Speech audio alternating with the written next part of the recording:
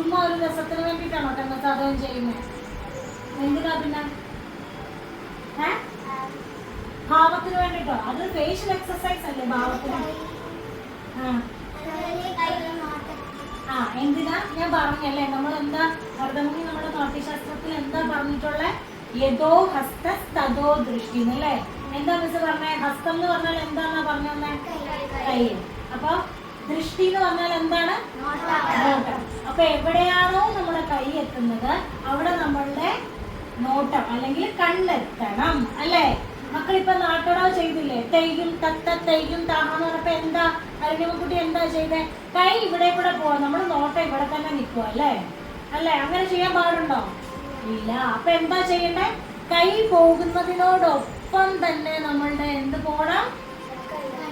കണ്ണും പോകണം. കണ്ണ് മീൻസ് നമ്മളുടെ നോട്ടവും രണ്ടാമത്തെ പീരീഡ് നമ്മൾ ഓക്കെ, നമ്മൾ അതിനോട് പൊരുത്തപ്പെടും അല്ലേ? രണ്ടാമത്തെ പീരീഡില് എക്സസൈസും ചെയ്യില്ല. അതേയുള്ളൂ. ഓക്കെ. പേരില് ഇങ്ങനെ മേളിലോട്ട് പിടിച്ച് എന്നിട്ട് രണ്ട് കൈ കൊണ്ട് പിടിക്കണം. ഞാൻ കാണിക്കാൻ വേണ്ടിയിട്ടാണ്. നോക്കിക്കേ, കണ്ടോ ചൂണ്ട് വരണം.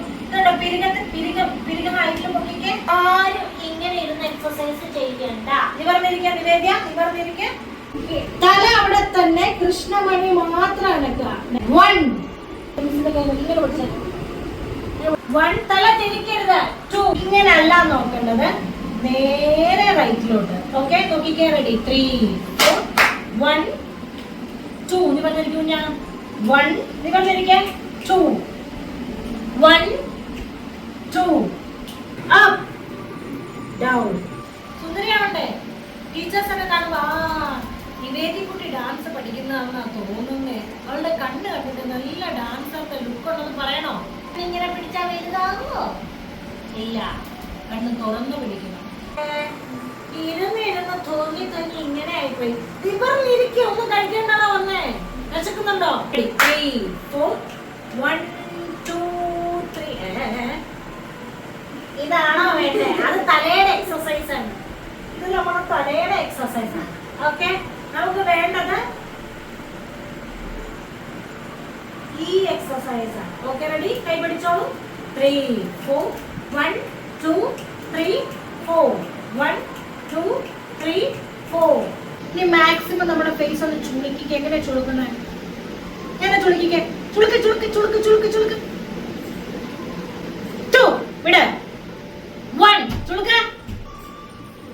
2 2 1